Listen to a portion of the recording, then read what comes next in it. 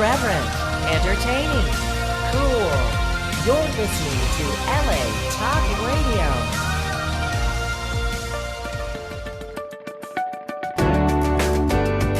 You're listening to Get Yourself the Job with Jennifer Hill and Brandon Maslan, only on LA Talk Radio.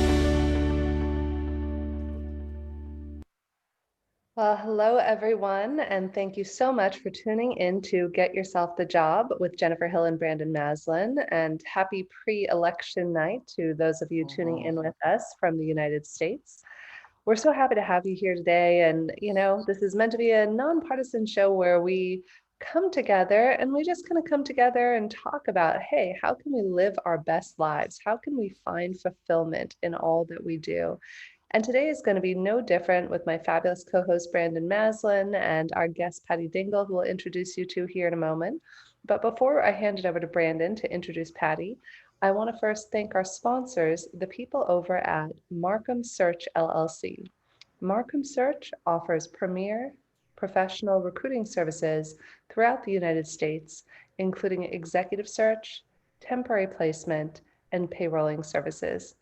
So thanks so much. It's a pleasure to have you here on the show. I know it's been a charged day. We were all just laughing before we went live and said, "Oi, what a day."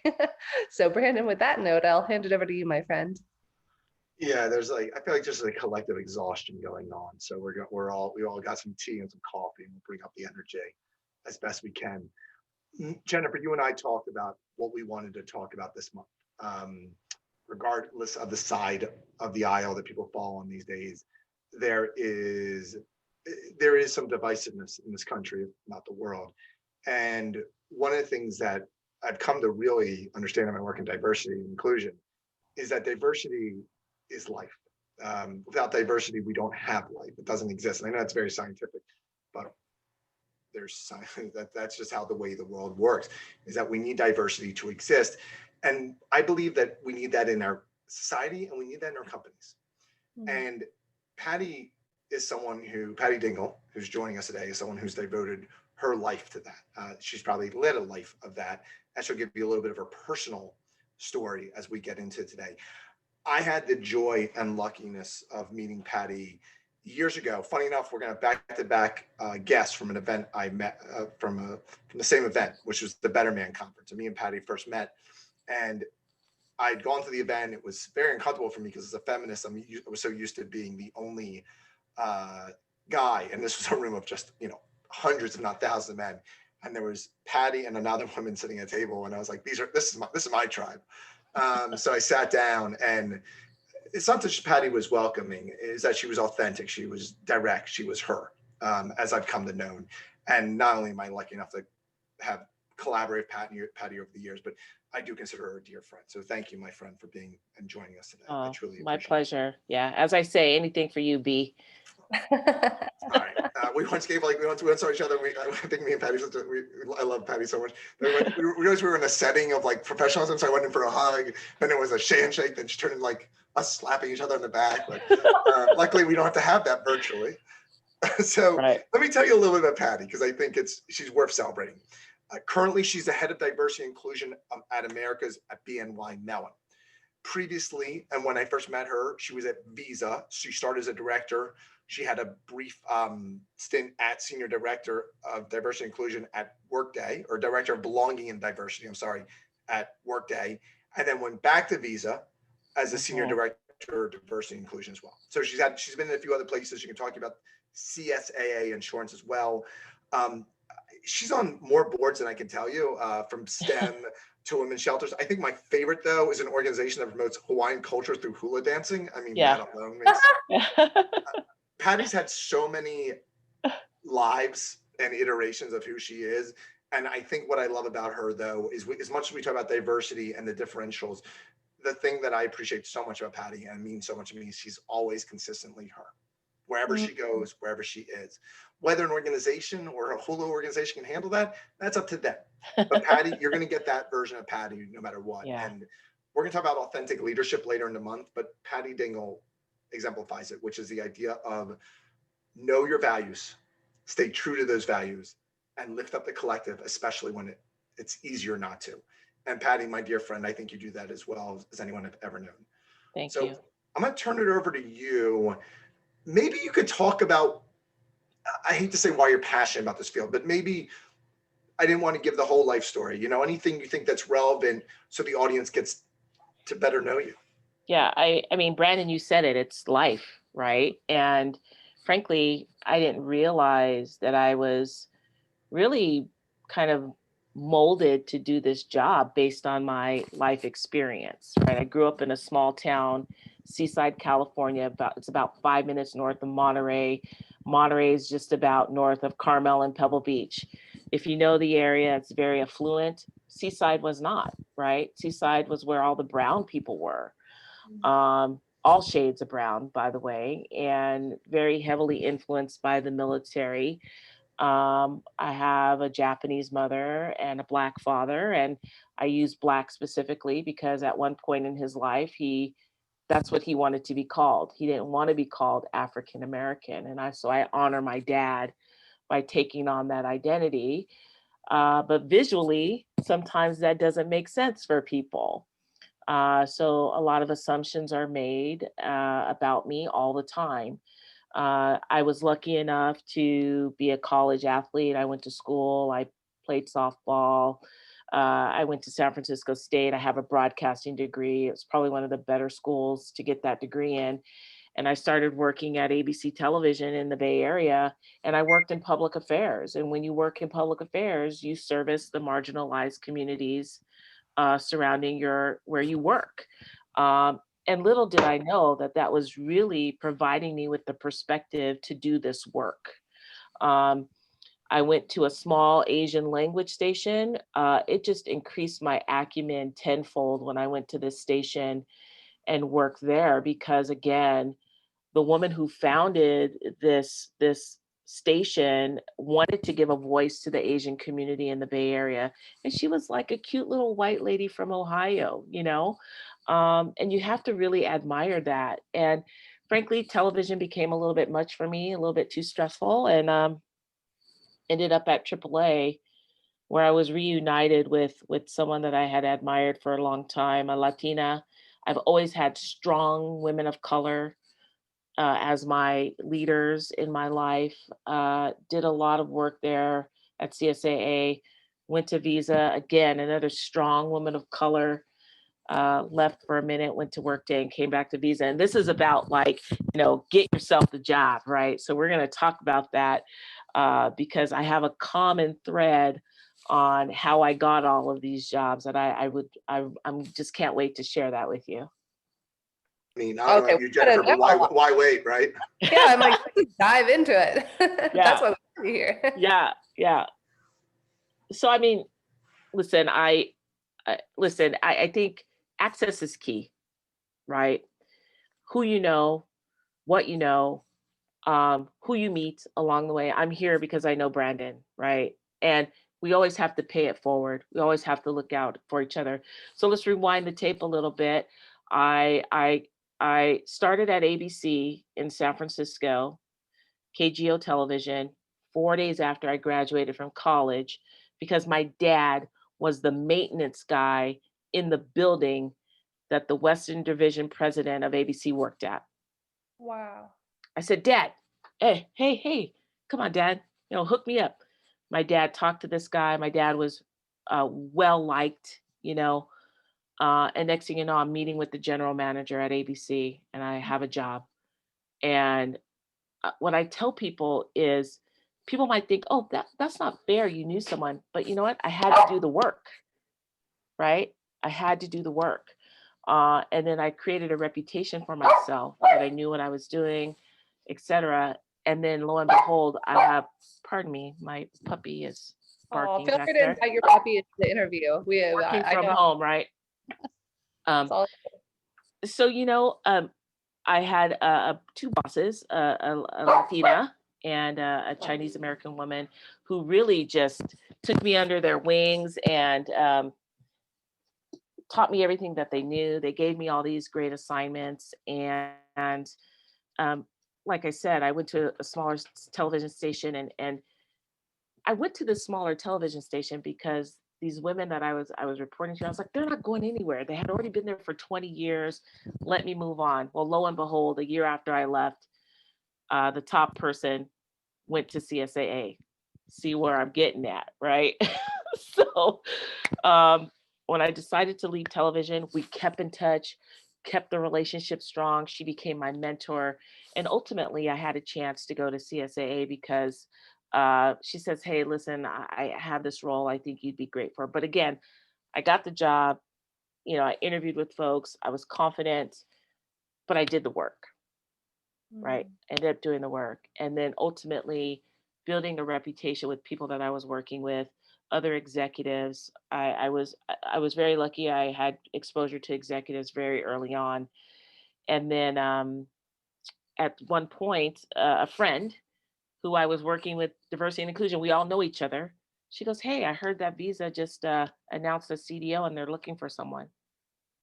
Give her a call. I already gave her your name. Okay. See? So you just pass it on, you pass it on. However, every job I left, I referred my backfill. So it's just this a constant paying it back, right? Especially as a woman of color. I think you really have to do that. You have to be intentional about it. Hey, white guys have been doing it for a long time. That's why the C-suite looks the way it does. We have to do the same thing, right? And again, you're doing the work. So no one can say that, you're not qualified or anything like that. What did I do? I gave you access. These people gave me access, right? So I landed the job at Visa. I had an opportunity to stand up diversity at Workday, and it didn't work for me. It was not, as Brandon said, my values were not aligned with the organization. I was ready to leave and be a barista at Starbucks. There's nothing wrong with that, by the way, but I was going to do whatever it took, right? Because I was unhappy, right? And at that stage in my career, I was not willing to work somewhere where I was unhappy. It literally felt like swimming through mud every time I woke up in the morning. And this was my closing line when my exit interview. I literally said that. I feel like I'm swimming through mud as I'm trying to get to this job, right? Luckily, I had a chance to go back to Visa. Why? I kept in touch with my boss there. We were really close. Pattern, right? She became my mentor as well. So I had a chance to go back. And I chose to leave Visa because the job at BNY is a bigger job. It's where I feel I need to be in my career. And so it's been about 2 months and I'm still figuring things out. But I frankly, you could probably guess that the person that I'm aligned with at BNY was the person I was aligned with at Visa. So here you go, right? And here I am today. And I couldn't be more thankful. But again, I did the work. I did the work well. People got to know me. I created a reputation. And then therefore people looked out for me, frankly. Yeah. There's something you said that was important because I remember just, because you talked about Workday and your experience there. So it's not about Workday, but I remember seeing you there. And there's a word that comes to mind for the great leaders, which you are, that I know, which is this idea of spark. I love the idea of a spark, in a good way, that spark something up, to spark the engine up, to spark anything. It's the ignition, that, and I remember seeing you there and I was like, what is this version of, I hadn't seen that version of Patty, right? I just had never, and we're close enough that you pulled me aside and, I think we were celebrating a good personal thing in your life, and there was a spark, and I was like, oh, there's Patty still in there. We were talking about your personal life and some great stuff over that, but like otherwise it had gone out a little bit, right? Or it had been diminished, whatever we used the mud. I'm wondering if you could talk about the importance of, especially in the diversity, inclusion, belonging space, ensuring that as a leader you are sparked up and that you can inspire or spark up others. I mean, this work is very dependent on other people. Like I can go out there and talk and inspire, which hopefully I do, and motivate and all of these things. But if someone doesn't take that and drive it, it kind of fizzles out, right? And it doesn't really work. So, you really have to identify the people that are going to like take the work, pull it along, or even notice when, hey, I'm new at this company, right? So people saying, hey, you might want to think about this, or telling me like this, the code in the language. What does that mean? Or someone who notices that you're new and like, hold on, folks, slow down. We're using too many acronyms here. Patty's new, right? So you got to find your tribe. And frankly, I had a tribe at Workday. It was too small, you know. And frankly, the people that were my tribe there, we're like close friends right now. So I gained a lot from that, from being there. So this whole spark thing, listen, I feel like I always have this kind of spark. It's just a matter of what level it's at, right? But when you meet someone that is there not to put it out, Yeah. but it's there to like magnify it, Yeah. man, I'll latch on to you and I won't let go, right? So I think identifying that is really critical. And knowing when you're impacting someone negatively or positively, right? We should be so acutely aware of how we show up in a room and the impact we're having on the room so that we can adjust and pivot, right? So if someone's spark is low, mine is high, I'm gonna try to get you there. If mine is low, yours is high.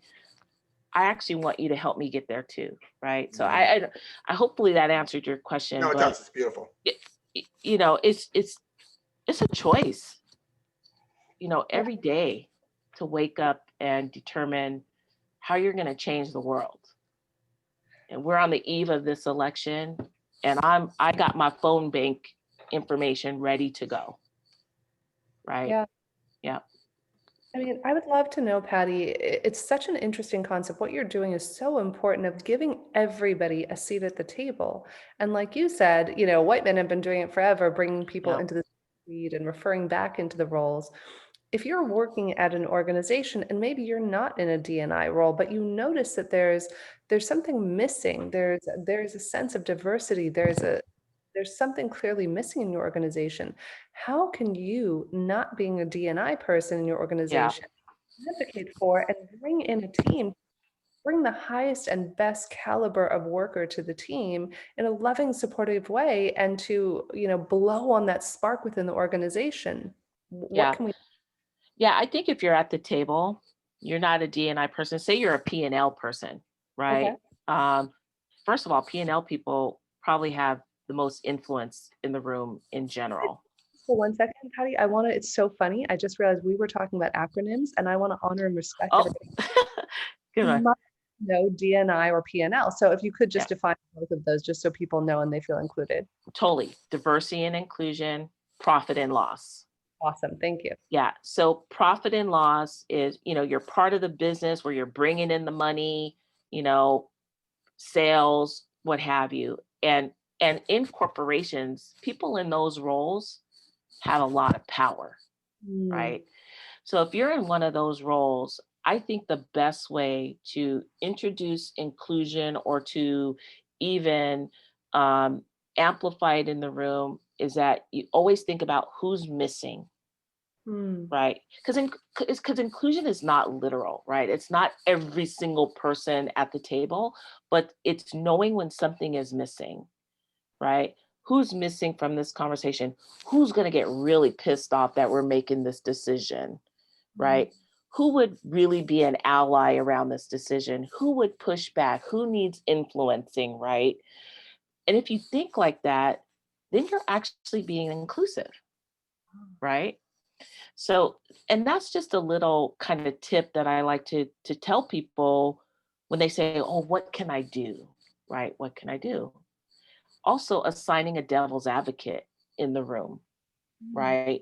To point out what you just did, Jennifer, so great. It's like the acronyms, hold on, right? Let's point out the acronyms, or, hey, let's remember this or let's remember that. And it should not be the person that has the highest title in the room. Like kind of share that responsibility, because you know why? Because different people in the room have different perspectives and they're going to pick up on different things. I mean, Yeah. inclusion is a competency, right? You just got to practice it. Got to flex that muscle. You got to flex that Yeah. inclusion muscle and know Yeah. that it's going to take some breaking down to build it up. And it's going to take hard work to think differently about things. Right. And sometimes one of my favorite concepts that I learned from a woman named Alison Armstrong is the idea of positive resistance. So if you have somebody over here who has a totally divergent opinion from you, and you have this opinion, it's their job to help shape you as a better leader, employee, etc., to say, hey, did you consider we shouldn't be using acronyms? Or did you consider, that this person might be upset if they were a fly on the wall? And another teacher of mine once said, if 7 billion people were about to watch you make this choice, how do you think they would respond? Happy with the choice that you just made? Yeah, exactly. I love appreciative inquiry too. Oh, You great. know, tell me more about that. What did you mean by that? Or help me understand that, as because a lot of times people just shut down and they don't ask those questions, right? But the key, the environment has to be safe to do all of those things. Mm, If someone is not feeling safe, then it's not going to happen. So for example, I'm new, all these acronyms flying around. I might not say anything because why? I don't want to come off as looking like dumb, or not knowing what's going on, right? I don't want to seem like the newbie, right? So being an inclusive leader is also knowing how to create a safe environment too. I love that, Patty. That's something that is near and dear to my heart. And you and I have been in enough rooms where we're in the front of the room, and we've been in enough rooms that are safe, and we've been in enough rooms that are unsafe to know the Hmm. difference in the audience. And you can Hmm. feel it. It's something you talk about being that aware of the impact you're having, but it's also that tonal awareness of what's going on in the room when you walk in. Yeah. Uh, you know, we know this. We know this in relationships. We know this in life. We walk. There's just that moment where it's just something's not right. Yeah. Yeah. What can So I do a lot of work on the culture end, right? I'll talk to the leadership, and I work with a lot of leaders, and we'll work on our values of the organization, of the entity. And if you own a great set of values, and I still believe in trickle down inspiration, it comes from the top. What can individuals or leaders do to create safer environments where all voices are heard? Yeah. I think leaders need to be vulnerable. And one way to do that is to admit when you make a mistake. I will never forget, and I will protect the innocent by not naming their names. A very high level person at a company I was at a town hall, literally got up in the room and said, "We lost that deal because of me. I didn't think it was worth it. I didn't listen. We lost," and it was a big deal. And he was like, and so I use that as an example because people are kind of like, wow, if that leader can admit they made a mistake in front of everybody, maybe it's okay for me, right? But what we do at companies is we say, fail forward, fail fast. Can people really do that? If you're saying that, but you don't mean it, you're not creating a safe environment. If you're just using cliches, right? Um, Listening is hard. And a diversity and inclusion practitioner years and years ago said, Patty, I'm going to share a trick with you. She goes, just tell yourself in your mind, listen to everyone as if they were wise. It doesn't matter what's coming out of their mouth, but it causes you to focus, right? And then you got to share the credit, right? Like, listen, leaders have access to certain meetings that maybe I wouldn't have access to. But then someone comes out of the meeting and goes, hey, Brandon had your back in there. He mentioned that you did this great project. Share that credit, right? But what do leaders do? Oh, people are the most important part of the company. Well, if you don't talk about the people and you don't uplift your people, then you're not really being honest, right? I mean, and language matters too. You know, you have to really do what you say you're going to do. So I think those are the three really key things is admitting when you make a mistake, sharing the credit, and listening. Yeah, on that note, Patty, I want to offer two things that I learned from my teachers about listening that I find very valuable in business. One is in order to practice not trying to respond to what somebody's going to say next, imagine visualizing the words that somebody else is saying as they're being spoken. Mm, And to take this is a concept from one of my teachers, Arthur Samuel Joseph.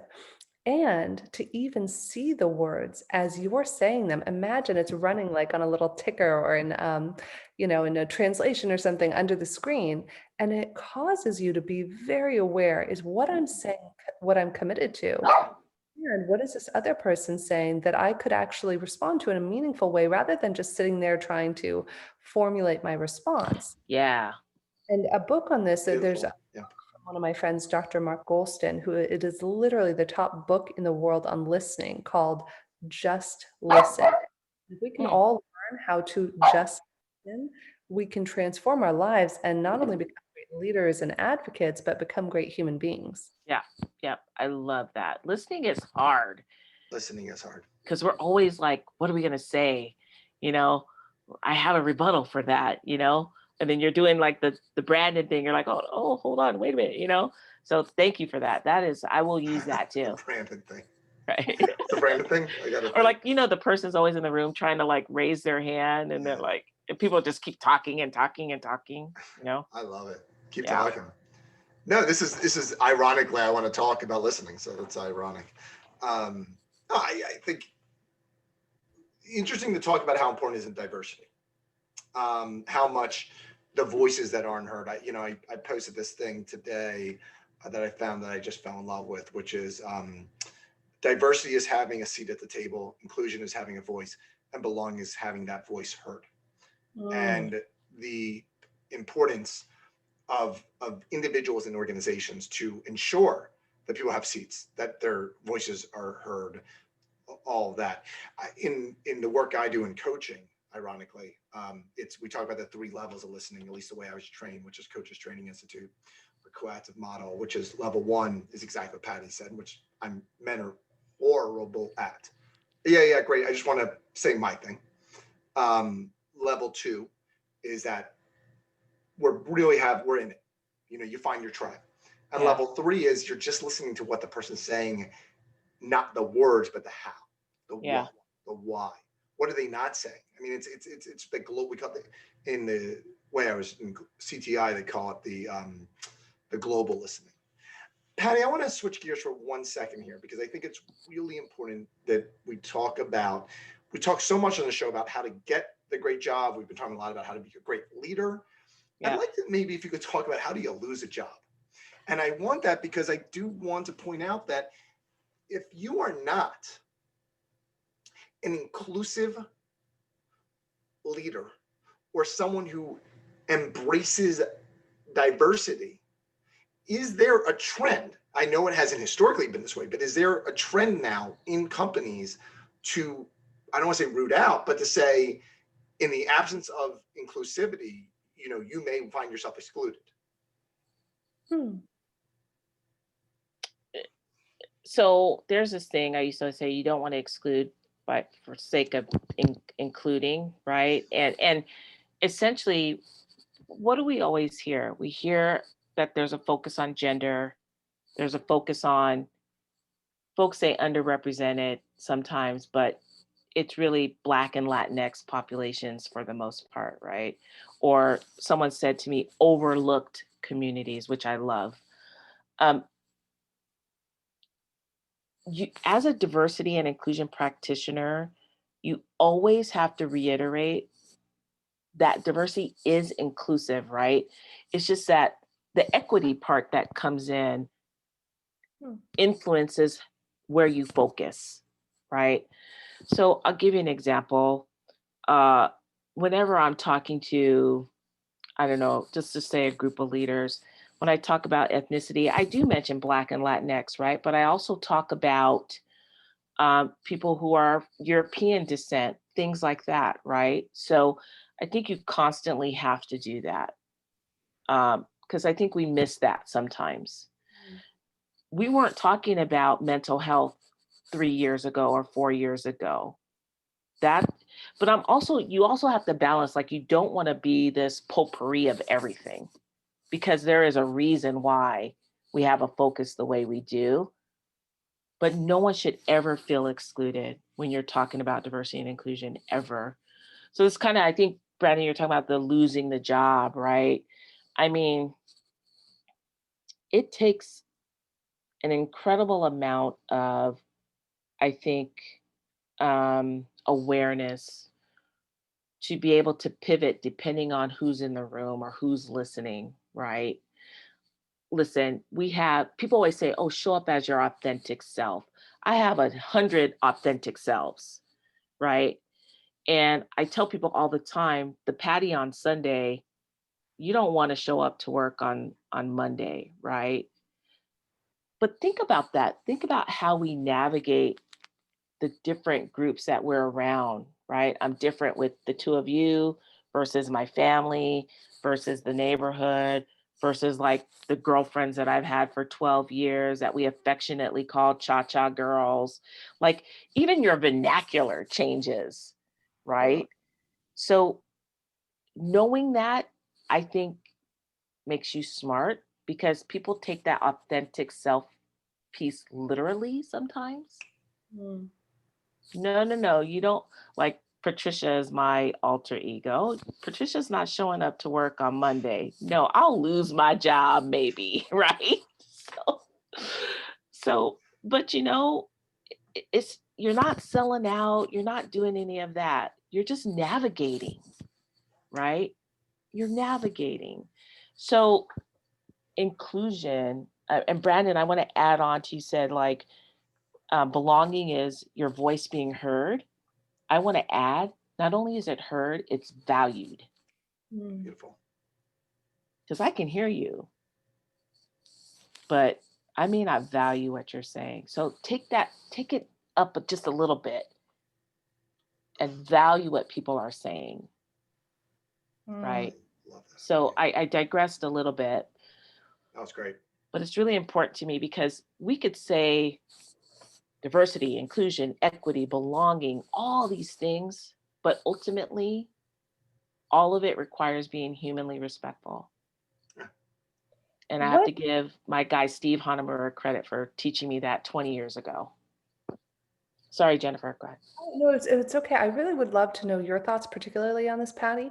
I remember many years ago, I was interviewing an expert. It may have been a D&I expert, and we were talking about the idea, there's obviously been rampant discrimination based on names, based on color, Yeah.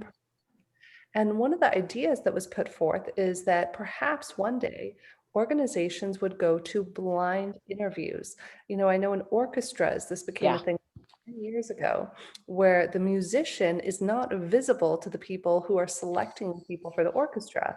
All they can hear is the melody of their music and Yep. whether this person is going to be in synchronicity with the overall orchestra. And when the person first brought this to my attention, I thought, what an incredible idea to bring this same idea of almost blind interviewing, where you bring a team member in. So it becomes less about, oh, I want to have this ethnicity or this type of person on the team. It's about kind of even using like a voice magnifying or a voice augmenting machine. So you to make any judgments. All you're figuring out is the essence of who this human being is the right essence for our team, irrespective of any race or any sort of background. What are your thoughts on that? Yeah. So the symphony, right? Yes. They did it. I think of the Boston Symphony. I think they had a curtain, someone played. They realized they had to put a carpet down because people were determining gender based on the sound of the shoes. And I was watching The Voice the other night. Oh, I and love that. a contestant walked on, and I think one of the judges said, "Oh, that's a woman," because of the sound of her shoes. But what the symphony did was that they stacked the deck, right? They had more women auditioning behind that curtain, walking on the carpet than they ever had before, right? So you have to bring in the talent as well, right? So you have to cast the net wide enough. Do I like blind resumes? No. because you have to take everything off. You have to take off schools. You have to take off names. You have to take off addresses. You have to take off, pardon me, it's dinner time for You them. got best. You Yeah. got to let out of Yeah. background check. You have to take off time spent at jobs sometimes. So what does that leave you with? Mm, You should probably just have skill sets on the resume, right? I mean, think about it, right? I could determine a lot. Brandon read my bio. He knew what boards I was on. 90% of the boards I was on focus on the Asian community. One might assume I'm Asian, right? So how blind is the blind resume? mm, My thing is stack the deck, cast mm. the net wide, make sure your interview slates are diverse. Either you have 2 or 20%, whichever is greater, because one doesn't work. And don't bunch everybody into one category. Don't say diverse. Say women, say Black, say Latinx, say Asian. Wherever your gaps are, name it and go get it. Be intentional, be deliberate about it. Partner with organizations, right? Because you'll have people that say, I can't find the talent. They don't exist. We all know someone, a CEO said that recently, right? He just didn't know Mm. where to go get them. Got it. Now, it's hard too, because top Black talent, and that's a microaggression. Sorry, I shouldn't say top Black talent. Black talent that you want to come to your firm, they're probably working somewhere. So, what are you doing to be the differentiator to lure them over? Get to know them, right? So, there's all, I think the blind resume concept is great, but in reality, are there other ways that you can achieve that objective instead of like making it a blind resume? So the symphony, though, that makes sense, right? It's music, it's all of these things, but we're talking about like even engineers. Am I looking for someone that has all of these requirements, or are they preferred, right? So that's a bias too. What can organizations do to attract that talent? You mentioned, I'm asking, what can they Yeah, do? I mean, it's your branding. I mean, listen, I work for a bank. You know, people might automatically have a bias against a bank. You know, it's old bank. It must be buttoned up in blue suits and white shirts. And it's not like that at all. But we have to tell our story. And we're going to start doing that, telling our story, right? I think that looking at online reviews is really important. You can go on the website, but keep in mind, the company wrote the words that are on the website. So they're going to say what they think you want to hear or read. Talk to people who work there. I mean, I've had people on LinkedIn go, hey, and I don't know them. They're like, hey, I saw this job. Can you give me some insight? Like, do your homework, do your research, because the last thing you want to do is end up at a company that's not aligned with your values, you know, that's not going to help you achieve your career goals. And you're not going to find that out from the interviewing or from the website, because in interviews, people will tell you what you want to hear too, right? Because they, keep in mind, they approached you, so they want you. You don't Yeah. need them, they want you. A good cold, hard question to ask. I think it was the old VP or executive at Pinkberry, the ice cream company, told me one time in a meeting. He said, you know, one of my favorite questions I was ever asked in an interview is just give me 3 words to describe your company culture. And one of 2 things is going to happen. Either one, the person might be like, oh, I don't know. And then they have no idea what the company culture and values are. Or 2, they might just boom, boom, boom, list the company values. Or the third thing actually that might happen is they might just authentically search and go, okay, you know what? My favorite of our values is X, and here's why it matters to me. And I think it really is telling of how a company responds to that question. Just boom, what are your 3 values? You know, what are the 3 words that you would describe to describe this company, and ask different executives that, and then notice if there's any disparity between what the executives tell you or if there's consistency, because that's how you can tell, oh, Mm, okay, people are giving, they actually believe this. This is the heart of the organization. that's great. Also, like you can ask why that person chose to come and work for the company. Exactly. Yeah, I Brilliant. love that. Patty, parting wisdom. You know what? I think confidence is really critical. You know, prepare yourself. If you want to get that job, prepare, over prepare, know every single thing about that company through the website, through Glassdoor, through Blind, through people that work there. LinkedIn is probably one of the best tools to do that, right? Reach out to folks, I think. And then when you show up, you know, think about how they're going to benefit from having you, Mm. right? And my analogy is this: you take a top, I'm a basketball fan, you take a top basketball player, right? And when they leave like the winning team, you kind of go, oh my gosh, why did that basketball player go to that horrible team? Why? Because they know they're going to make that team better. Mm. Why would they go to a winning team? Right? So I want to go to a place where I can make an impact, where I can help them be better. So those are my Cool. my I don't know if they're what words of wisdom, but that's the last thing I'll have to say. By the way, what are your dogs' names? So because they've participated. Well, there's Julio is back there, and Scoshi was the barker. So cute. You gotta love that. I love the human aspect of how this has all kind of come together. Is that Yeah, you have your kids, in some people's cases, you have yeah, pets. It's like, yeah, hey, this is us as human beings, and we're getting a glimpse into people's real lives.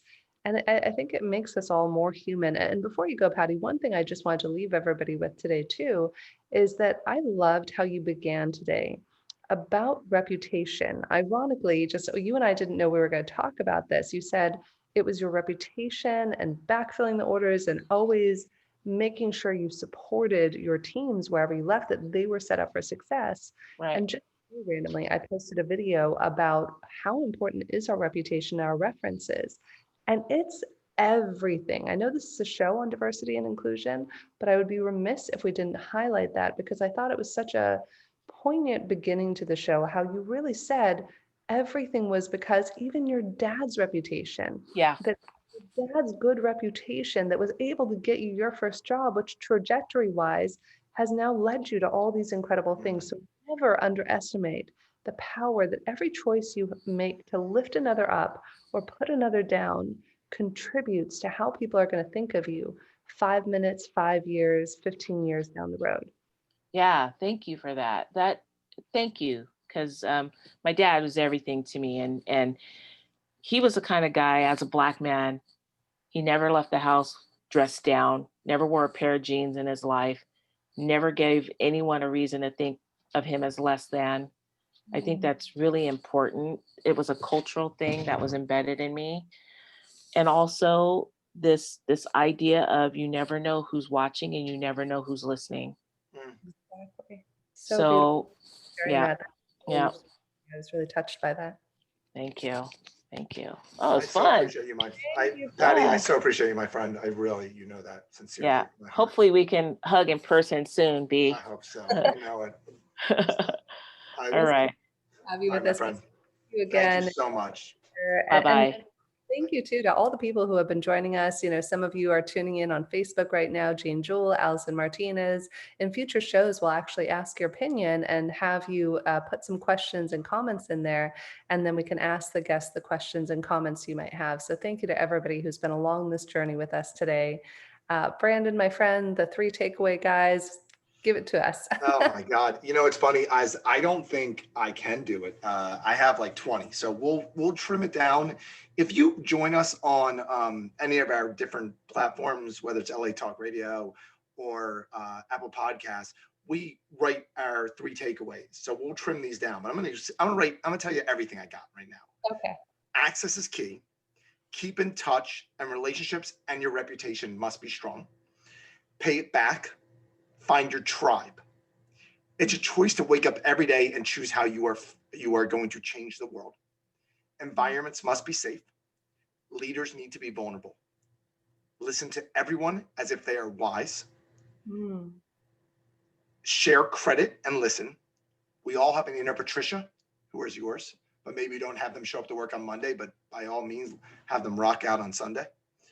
Belonging is voices being heard and valued. God, I love that. Prepare yourself as if you want the job and you already have it, and go where you can have an impact. God, I mean, Patty Dingle is a wealth. I hear my wife behind me. I just want to say one more thing as far as amazing, inspiring humans, women. My wife just started her new job today as one of the heads of comms at DoorDash after 5 beautiful years of Pinterest. I could not be more proud.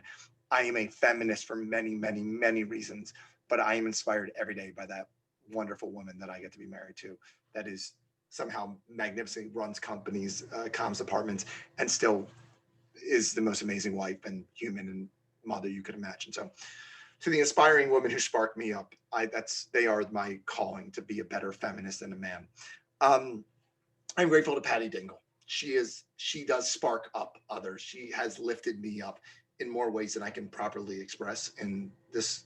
So I couldn't just give us 3. I'm sorry, but she's a wealth, and I encourage everyone to LinkedIn with her if they're listening. She is inspiring. Patricia Dingle. Yeah, thank you so much, Brandon. I'm so grateful to you. And I don't know about anybody else out there. I just kind of teared up as you talked about your beautiful and amazing wife, Erin, who I'm fortunate enough to know as well. Like, wouldn't we all love to have somebody who has our back in that way? And it's so funny because I think here in a couple of weeks, we're going to be doing a show about male allyship. And it exists across the board. Like, why can't we all be allies for each other? Why can't we all, whether it's a company thing or a loved one thing, let's all lift one another up. Let's take it to the next level. Instead of putting, the next time you go to speak about somebody, think about this. Ask, what is one good thing that I could share about that person? And share it in a public forum, just like Brandon just did about his extraordinary wife and his dear friend, Patty Dingle.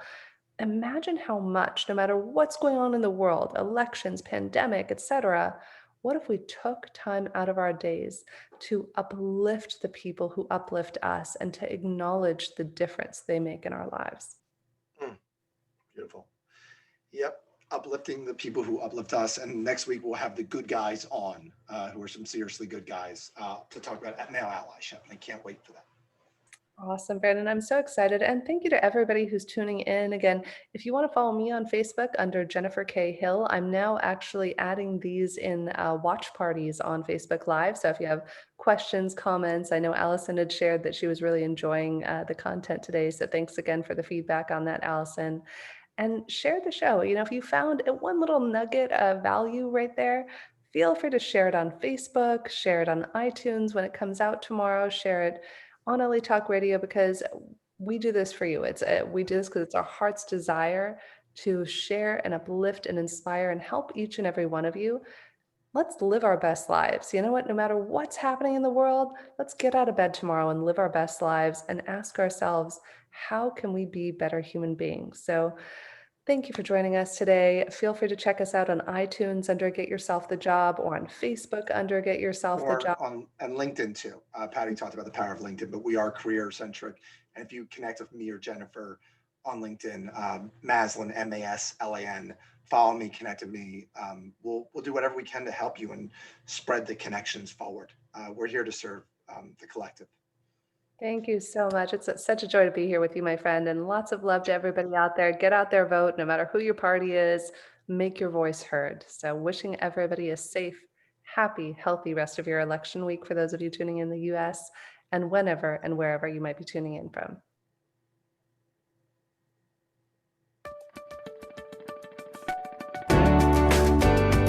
You're listening to Get Yourself the Job with Jennifer Hill and Brandon Maslan, only on LA Talk Radio.